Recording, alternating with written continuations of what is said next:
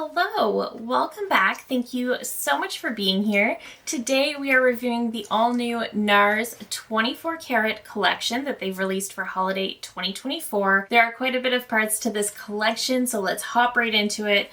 This collection does include the Pure Luxury Light Reflecting Cheek and Eye Palette, and they do have two palettes. There is one in light to medium and medium to deep, which I love. They don't normally do this for holiday, so this is really exciting to see. I also picked up their light reflecting setting powder in Gold Dust. This is also limited for this collection. And there is also a single eyeshadow in Gold Rush. So they also did release two shades of their new explicit lipstick in the red shades in that limited gold packaging, which is super beautiful. I did not pick up either of those lipsticks, but I did receive the new Nars explicit lipstick in the shade Unauthorized in the latest Sephora Favorites lip kit, and the shade Unauthorized is one of the ones that does come in the gold packaging. So I will try this on today as well. We're gonna be looking pretty holiday by the time this video is done, but I love to review the Nars holiday collections every single year. I do tend to pick up most Nars releases because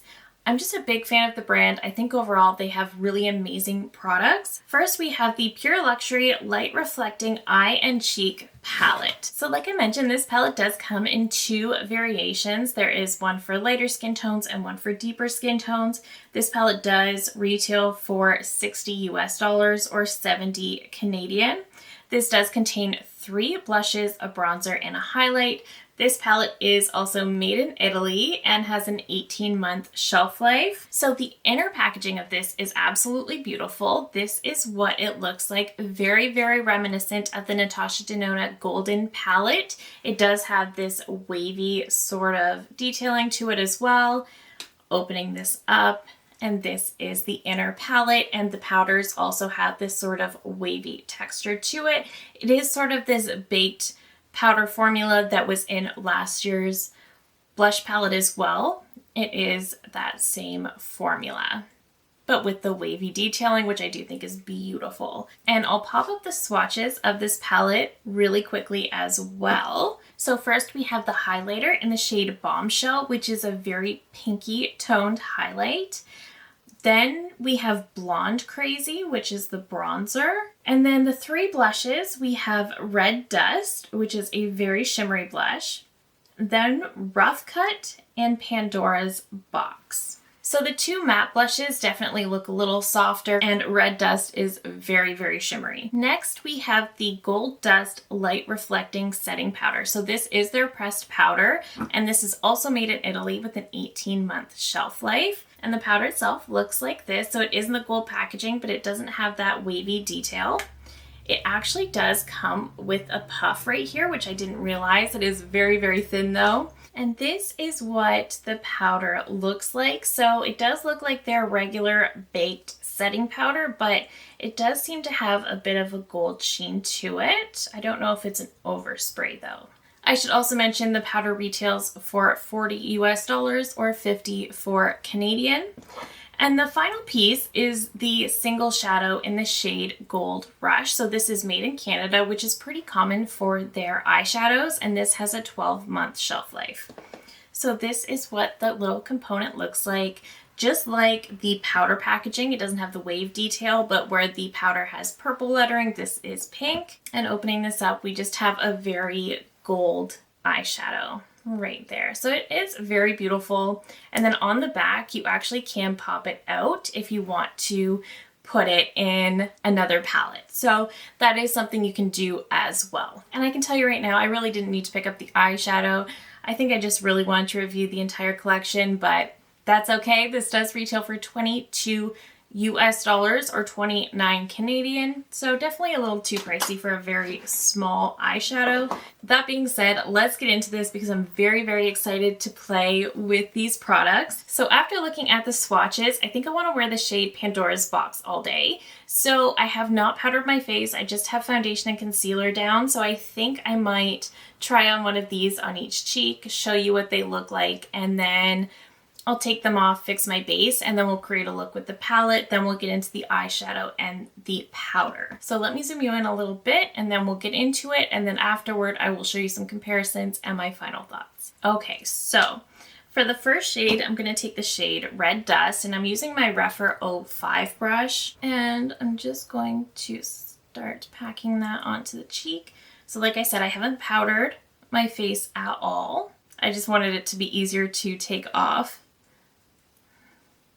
once I was done. And this was actually very, very intensely shimmery on swatch. And you can see that it is definitely a shimmery blush. It's definitely giving my cheeks quite a sheen, but it does look pretty and I don't feel like it looks too intense. I actually feel like it's quite a pretty blush for being so intensely shimmery initially. I actually do think that's really, really pretty. A little more shimmery than I would like, but I could easily tone that down with some powder.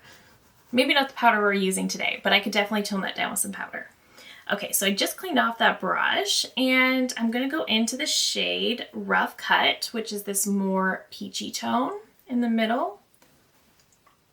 I have a feeling this is a shade I'm really going to wear quite frequently. Nars does have some really great blush formulas and blush shades in general. I will say that, and I'm so excited that this year they have come out with 2 cheek palettes. They did this earlier in the summer with their Laguna face palettes, and those were really great quality, but it's really, really nice to see them do this for holiday as well, because I feel like they're gonna reach so many more people. Okay, so the shade Rough Cut is definitely a much softer, very wearable, everyday kind of pink. The shade Red Dust, definitely more intense pink. Very pretty though. This one is striking me as just being a very natural blush shade. Let me grab a synthetic brush. I just want to see if it picks up the pigment differently. Okay, I feel like the synthetic brush is definitely packing on the pigment a little bit more, but it's still looking like a really natural blush shade on me. I really, really do like that shade. I think that's very, very pretty. Yeah, I really like that. But let me take these off and then we'll create a full look with this palette. All right, so let's get into creating this look. So we're gonna start with the bronzer. And honestly, I'm a little nervous about this bronzer just because it's swatched very warm. I am quite fair, and bronzers that are too warm just pull orange on me very, very quickly. That being said, Nars has a really great bronzer formula, and this is actually looking really nice. So this is not showing up too warm at all. On my cheeks, I feel like it almost looks like it has that more pinky undertone that I love to go for. Again, it's not too pigmented, so it's very easy to work with. It's actually a really nice bronzer. I don't feel like this looks too warm on me at all. I feel like it just gave me just the right amount of definition.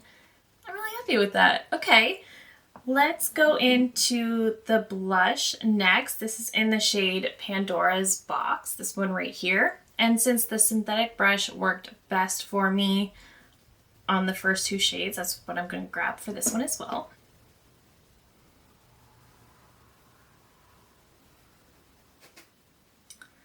I think that looks really nice as well. The shade definitely looks deeper in the pan than it actually is. If you're someone who doesn't love an overly intense blush, these are fantastic. This is just a really nice, really user-friendly formula. You can build it up, but very, very rarely is it going to be too intense. You saw even with that first shade Red Dust, that looked very intense to me on swatch, but putting it on as a blush, it was shimmery, but wearable somehow and soft enough that it wasn't too intense. But I feel like with Nars, it is hard to go overboard, particularly when you're using this formula. Okay, going into the highlight, and this is in the shade Bombshell. So that's pretty. It's definitely glowy, but I don't feel like it's an overly intense highlight. There's definitely no shimmer particles to it. I feel like it definitely adds a glow, but it's not going to be the most blinding highlighter formula.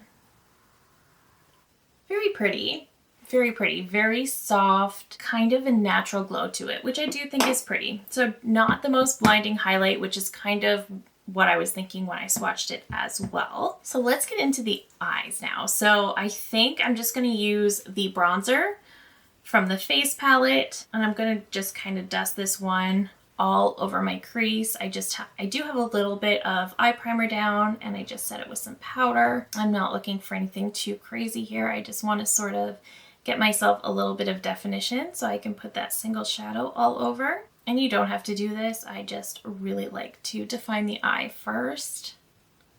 And this bronzer is also working beautifully for this purpose as well.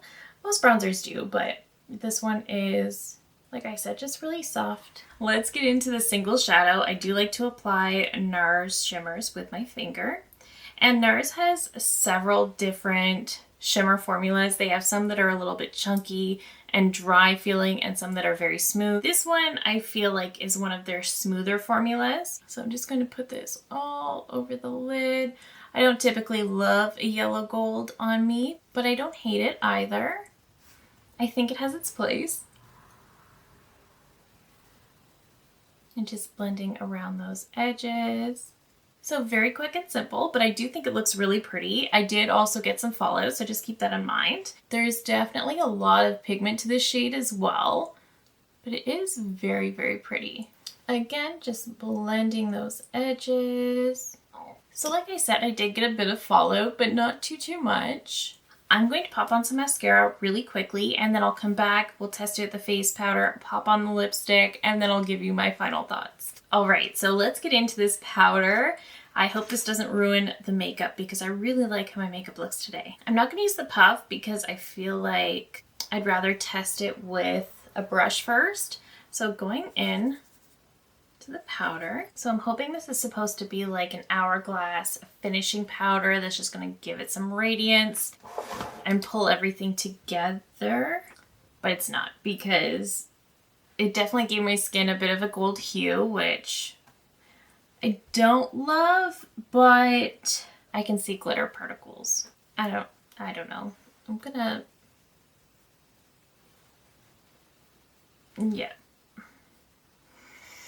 yeah, that has glitter particles. I'm not gonna go any further with that. Let's see. I don't normally highlight my nose, but let me pick up a little bit and yeah, look at that gold highlight. That is more of a highlighter. And that is how I will be using that product. Yeah, I will not be using this as a setting powder. So I had a feeling that would happen, but I had to know for myself. So now we know the powder with the gold particles, really more of a highlighter, not so much a finishing powder. I definitely would not want to be setting my under eyes with that powder. So next we're going to go into the red lipstick, but before I do that, I'm just going to line my lips. I'm just going to use Anywhere Caffeine. So I know I'm going in with a red lipstick, but I do love to use more neutral My Lips But Better shade to slightly define my lips when I use a red. You can definitely use a red lip liner, but I do prefer to use a shade that is closest to my natural lip color. So when that red wears down, I just have defined lips and I don't have this stark red lip liner. And this will kind of prevent the red from moving around, but I won't have a stark red line when it wears off. And I don't know if I said this, but this is Anywhere Caffeine from Makeup Forever. And you can see it is very close to my natural lip shade. So it's just giving me a little bit of definition. All right, so now we're gonna go into that lipstick in the shade Unauthorized. I do really like this lipstick. This is a really beautiful shade of red. My favorite red shade of all time is also from Nars, and it is in the shade Dragon Girl, but I don't think they have that shade in this particular formula.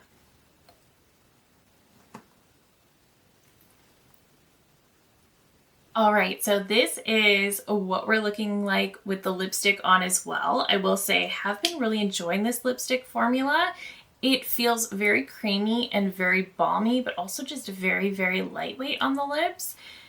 It's definitely creamy, which makes me nervous from a red, but It's a beautiful, beautiful shade. I like that it's a true red, which I really need. I do not like yellow-based reds on myself because they definitely just aren't flattering. The shade Dragon Girl that I mentioned is definitely more of a blue-based red, and those I find to be very flattering and definitely make my teeth look super white, and I feel like this one looks really nice as well. Alright, so now that the rest of the makeup is done, let me zoom you out and then we'll do some comparisons and my final thoughts. Alright, so I feel like I should be going to a Christmas party. I feel very festive, but I actually really, really like how this look came out, and I don't normally love super yellow gold shades on my eyes, but I actually really do like how this eyeshadow came together as well. So first up, some comparisons. The eyeshadow. Did I need this? No.